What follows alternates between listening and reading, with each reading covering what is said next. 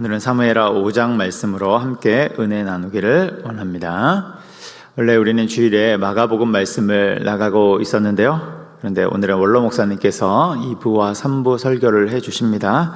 그런 관계로 마가복음을 잠시 접고 사무엘하 5장 말씀으로 함께 은혜 나누기를 원합니다.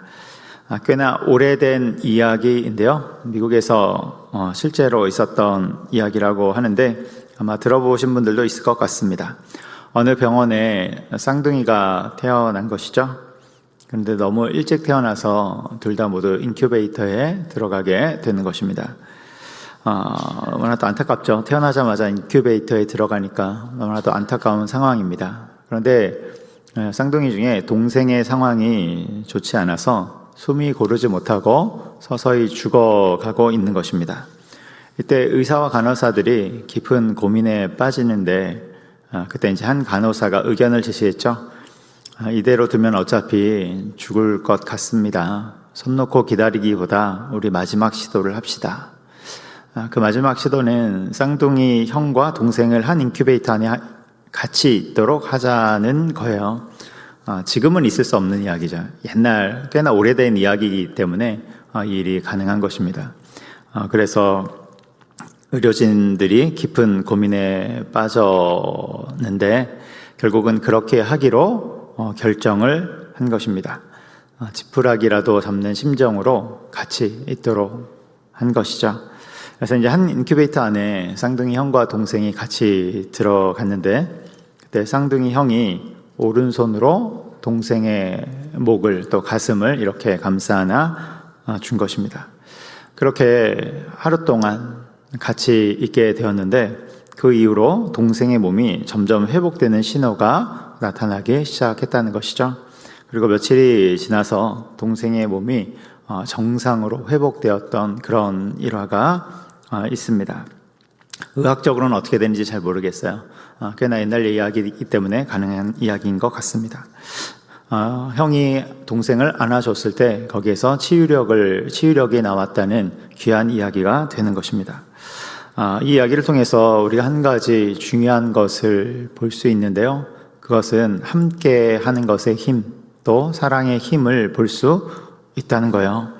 함께 있어주고 안아주고 또 이것을 우리에게 적용하면 또 서로를 향해서 격려해주고 위로해주고 이것은 상당한 힘이 있다는 것입니다. 거기에는 치유의 힘이 있고 또 사랑의 힘이 작동된다는 것이죠. 우리도 우리의 삶에 이러한 일들이 있으면 참 좋겠다 생각이 듭니다. 치유의 그런 힘들이 있고 사랑의 힘이 널리 퍼져나가고 그렇다면 우리는 이것을 어떻게 적용할 수 있을까? 사랑이 흘러가는 것을 어떻게 적용할 수 있을까? 가장 쉬운 적용은 말이죠. 말로써 서로 사랑을 표현하고 위로하고 격려하는 것입니다. 제가 가장 쉬운 적용이라고 했는데 사실 가장 쉬우면서도 가장 어렵죠. 말로써 사랑을 전하고 또 위로하고 격려한다는 것이 늘상 쉽지만은 않습니다. 어떤 분들은 쑥스럽다고 그렇게 말하는 것이 너무 힘들다고 이렇게 이야기를 하시더라고요. 그런데 여러분, 사랑은 또 연습이지 않습니까? 연습이고 또 결단이지 않습니까? 처음에는 어려울 수 있지만 우리가 계속 시도하고 또 사랑하기로 애쓰고 연습한다면 그것이 열릴 것입니다. 또 꼭 말이 아니어도 우리는 여러 가지를 실천해 줄 수 있죠. 같이 손을 잡아주는 것, 또 서로를 향해서 기도해 주는 것, 또 뭐가 있습니까? 맛있는 거 사주고 이렇게 힘을 주는 것들, 이런 적용들이 있는 것입니다. 이렇게 할 때 우리 주변에 사랑이 흘러가고 그 힘을 경험할 수 있을 것입니다. 그런데 이러한 사랑에는 자기 자신도 포함하는 것이죠. 그래서 나 자신에 대해서도 여러분 여유를 가지고 괜찮다, 또 사랑한다 이렇게 말해주면 그 역시 귀한 것입니다. 오늘 본문에 나오는 다윗은 사랑에 있어서는 또 빠질 수 없는 그런 인물이지 않습니까? 특별히 다윗의 사랑했을 때 하나님을 향한 사랑이 특심한 인물이죠. 그래서 이 땅에서 하나님을 가장 뜨겁게 사랑한 사람을 뽑으라고 했을 때 절대로 빠질 수 없는 인물이 바로 다윗이 되는 것입니다. 이러한 다윗이 이제 이스라엘의 왕으로 등극하는 이야기가 바로 오늘 본문의 말씀이 되는 거예요. 이제 다윗이 이스라엘의 왕으로 등극을 합니다.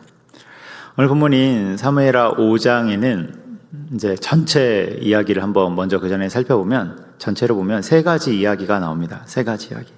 첫 번째는 방금 언급한 것처럼 다윗이 이스라엘의 왕이 되는 그 감격스러운 장면이 나오는 것이고요. 두 번째는 다윗이 이스라엘의 수도를 새롭게 정합니다. 이스라엘의 수도를 예루살렘으로 정하는 그 이야기가 나오는 거예요. 당시에 이스라엘은 둘로 갈라져 있었죠. 나뉘어져 있었습니다. 유다 지파와 나머지 11개 지파로 나뉘어져 있었어요. 그래서 유다 지파의 왕은 다윗이었고 나머지 11개 지파의 왕은 사울의 아들인 이스보셋이 왕으로 있었던 것이죠. 그런데 다윗이 이것을 통일하고 일명 이제 통일 이스라엘이 되는 것이죠. 통일 이스라엘이 되고 이때 새로운 수도를 정하게 되는데 그것이 바로 예루살렘이 되는 것입니다. 이것이 두 번째 이야기고, 세 번째 이야기는 다윗의 통치 초기에 블레셋과 싸워서 승리하는 이야기입니다. 이 전쟁에서의 승리 장면을 보여주시면서 하나님이 이스라엘과 함께 계시다, 이것을 우리에게 전해주고 있는 그런 기록이 되는 것이죠. 이 중에 다윗이 왕으로 등극하는 부분을 좀 더 자세히 볼 터인데요. 본문 3절에 보면 이렇게 나옵니다. 우리 본문 3절 같이 읽어보도록 하겠습니다. 이에 이스라엘 모든 장로가 헤브론에 이르러 왕에게 나오매 다윗 왕이 헤브론에서 여호와 앞에 그들과 언약을 맺음에 그들이 다윗에게 기름을 부어 이스라엘 왕으로 삼으니라. 아멘. 맨 끝에 보면 다윗에게 기름을 부어 이스라엘 왕으로 삼았다, 이렇게 나옵니다. 그럼 방금 전에도 설명을 드렸듯이 이스라엘은 둘로 나뉘어져 있었어요. 그래서 왕도 둘이었죠. 다윗과 이스보셋 둘입니다. 근데 전장인 4장에서 이스보셋이 이제 죽게 되죠. 사울의 왕 이스보셋이 죽습니다. 부하들이 배신을 해서 암살을 해버린 것이죠. 이로써 이제 사울 가문은 막을 내리고 이제 끝난 거예요. 그리고 이 나머지 11개 지파의 왕이 이스보셋이었는데 이 나머지 11개 지파 사람들이 다윗을 찾아와서 왕으로 삼는 것입니다. 사실 그 전부터 이 11개 지파, 나머지 이 11개 지파도 그 마음이 다윗을 향해 있었어요.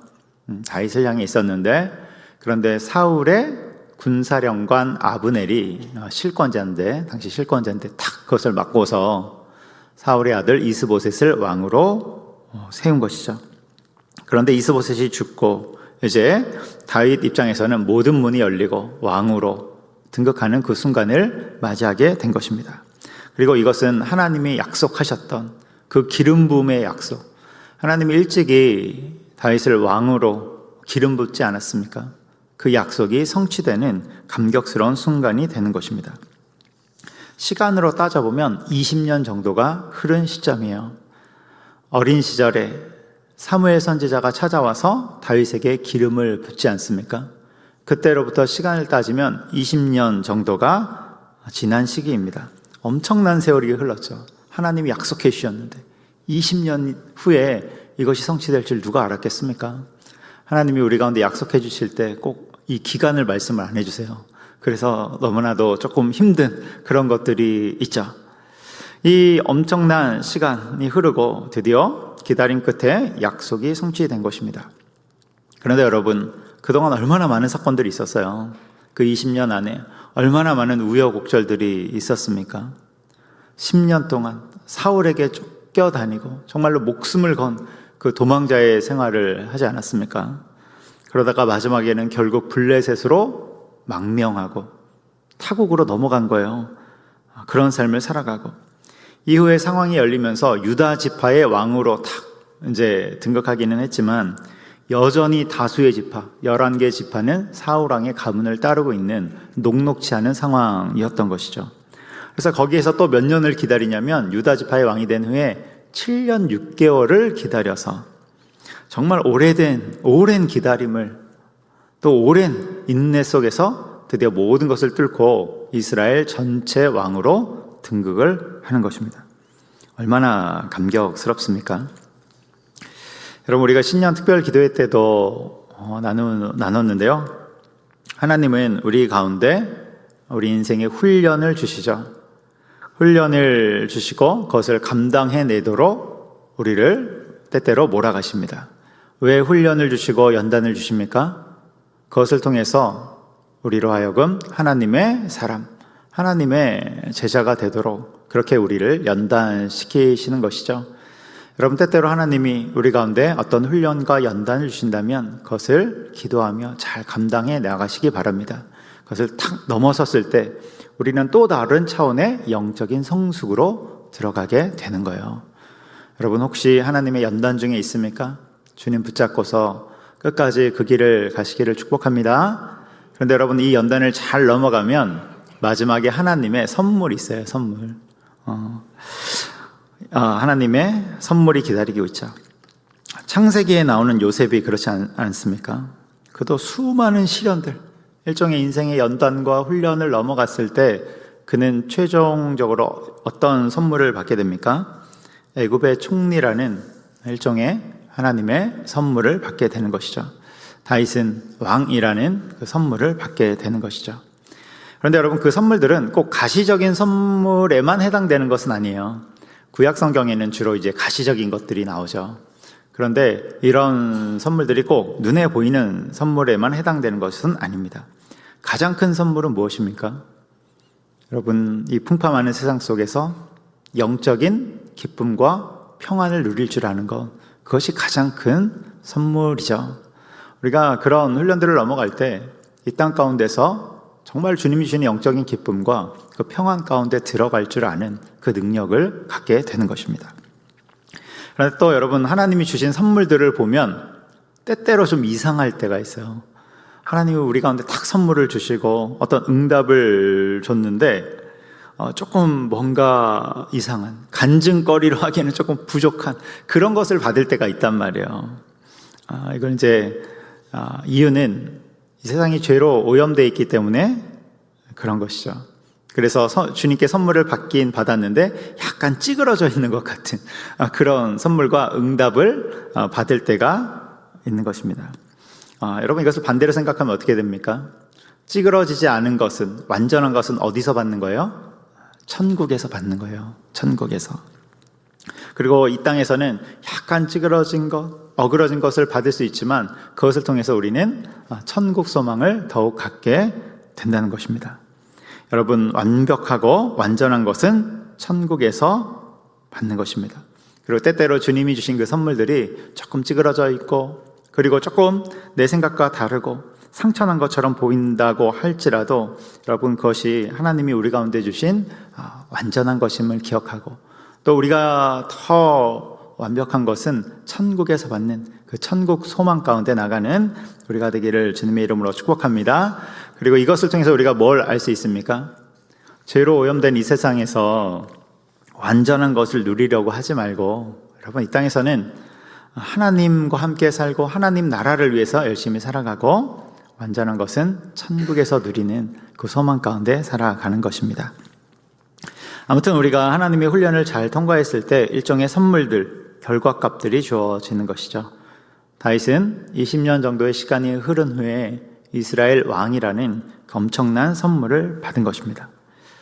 그런데 우리는 여기에서 한 가지 질문을 던져볼 수 있어요.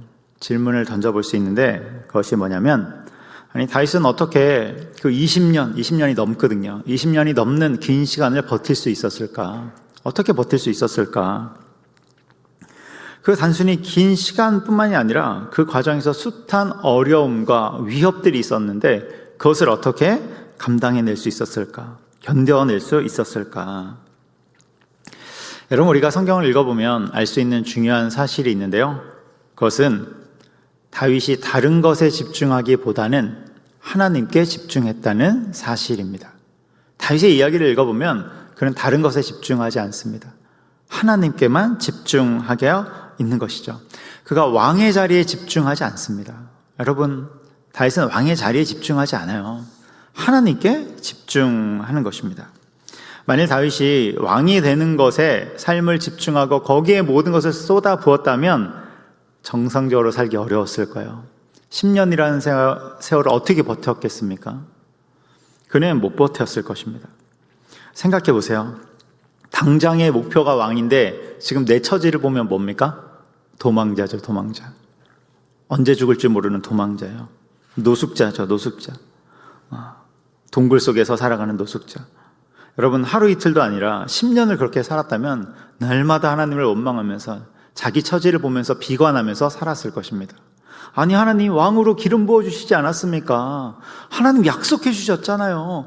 그런데 왜 저는 이 동굴에서 살아야 합니까? 아둘람굴에서 살잖아요. 왜 그 동굴에서 살아야 합니까? 저는 왜 쫓기며 살아야 합니까? 저는 왜 이스라엘에 살지 못하고 블레셋으로 망명해서 이런 비참한 삶을 살아야 합니까? 여러분, 온갖 원망과 불만들이 분노가 쏟아져 나온 것이죠. 그런데 여러분, 다윗은 절대로 그렇게 살지 않습니다. 그는 왕이 되는 것에 집중하지 않고 하나님께 집중하죠.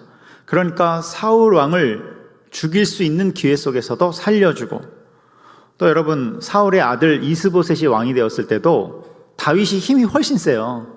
무력으로 얼마든지 제압하고 통일 이스라엘을 만들 수 있었습니다. 근데 기다리죠.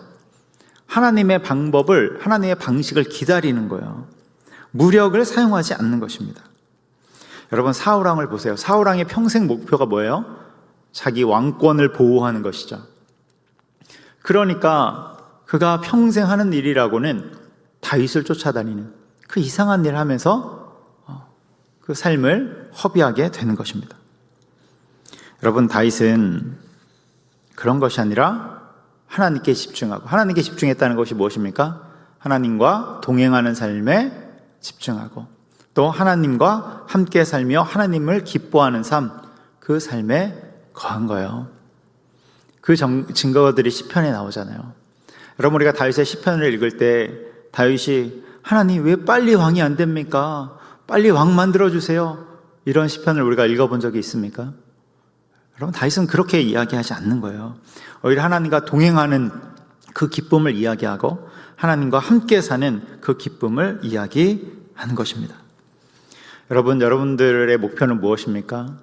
여러분이 성취하고 싶은 것은 무엇입니까? 삶의 목표를 갖고 무엇을 이루려고 합니까? 여러분, 그것을 향해 달려가는 것은 중요합니다. 우리의 삶의 계획을 갖고 어떤 목표를 가져가는 것은 귀한 일이에요.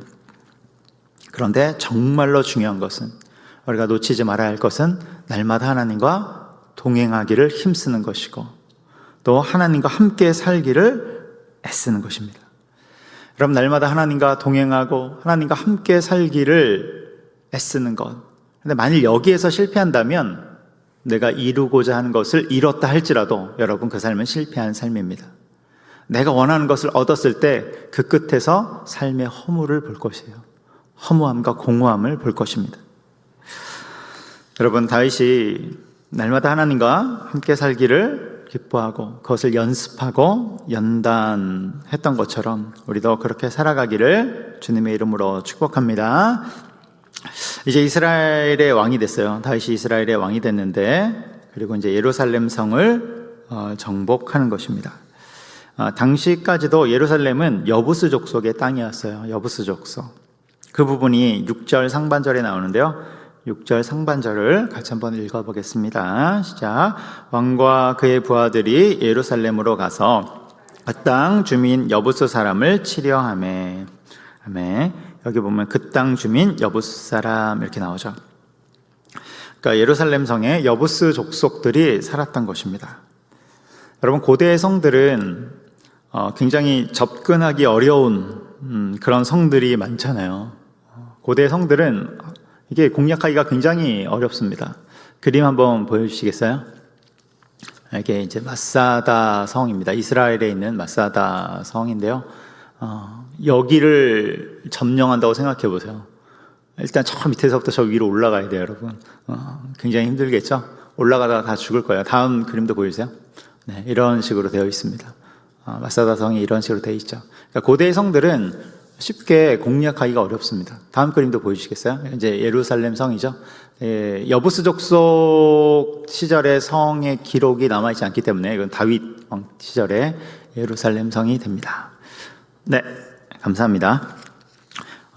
이러한 고대의 성들은 공격하기가 까다로운데, 그래서 사울왕 시절에도 공략을 못했어요. 그 이스라엘 이제 중간에 이 예루살렘이 있는데 사울왕이 공략하지 못합니다. 그런데 다윗이 예루살렘 성을 정복하죠.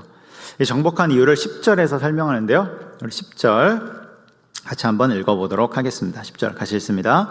만군의 하나님 여호와께서 함께 계시니 다윗이 점점 강성하여 가니라. 아멘. 여러분, 다윗이 예루살렘 성을 정복한 이유를 여호와께서 함께 계시니 이렇게 말씀하고 있는 거예요. 여러분, 하나님과 동행하기를 기뻐하고 하나님과 함께 살기를 즐거워한 다윗, 그 다윗에게 하나님이 강함을 주시는 것입니다. 그리고 이제 다윗이 이 예루살렘을 새로운 수도로 삼는 것이죠. 그동안 다윗은 유다 지파의 중심인 헤브론에 있었어요. 헤브론. 그런데 헤브론은 유다 지파의 상징적인 도시이고 또 남쪽으로 많이 치우쳐 있단 말이에요. 그리고 이제 통일 이스라엘이 됐으니까 유다 지파도 아니고 나머지 11개 지파도 아닌 지역의 수도가 필요했어요. 그래서 예루살렘을 정복하고 그것을 수도로 삼은 것이죠. 여러분, 오늘 본문이 우리에게 말씀하는 바가 무엇입니까? 하나님과 함께 동행하고 하나님과 함께 살기를 기뻐하는 자, 여기서 멈추는 것이 아니라 그 자가 결국 어떠한 형통함을 받는지까지 우리 가운데 보여주시는 것입니다. 하나님이 어떠한 복을 주시는지까지 보여주시는 거예요. 그리고 그 복이 나라 전체에 미치게 됨을 보여주는 것입니다. 그래서 다윗이 예루살렘 성을 정복하는 이 눈에 보이는 것으로 복을 우리 가운데 그려주시는 것이죠. 그리고 사무엘하 5장 세 번째 이야기, 블레셋과의 전투에서 승리하고 빼앗긴 영토를 찾는 그것을 통해서 그 복의 어떠함이 복을 주시는 것을 우리 가운데 보여주시는 것입니다. 여러분, 무엇이 우리를 강하게 합니까? 무엇이 우리를 형통하게 합니까? 여러분, 하나님과 함께 살기를 기뻐하는 우리가 되기를 주님의 이름으로 축복합니다. 하나님과 동행하기를 힘쓰기를 주님의 이름으로 축복합니다. 성경은 다윗의 실력으로, 다윗의 능력으로, 다윗의 어떠함으로 예루살렘 성을 정복했다고 말씀하지 않아요. 여호와 하나님이 함께 계시기에 그가 강성했다 말씀하는 것입니다. 여러분, 이것이 우리의 삶이 되기를 주님의 이름으로 축복합니다. 기도하겠습니다. 사랑하며 많으신 하나님 아버지, 다윗이 여호와 하나님과 동행하기를 기뻐했던 것처럼 우리도 날마다 삶에서 주님과 함께하기를 기뻐하고 또한 주님이 주시는 평안과 그 기쁨 속에 살아갈 수 있는 우리가 될 수 있도록 인도하여 주시옵소서. 또한 그로 말미암아 주님이 우리 가운데 주시는 그 형통함 속에 들어가게 하시며 또한 주님이 우리 가운데 행하시는 그 일하심을 같이 볼 수 있도록 인도하여 주시옵소서. 우리의 모든 삶을 주님께 맡기며 예수님의 이름으로 기도합니다. 아멘.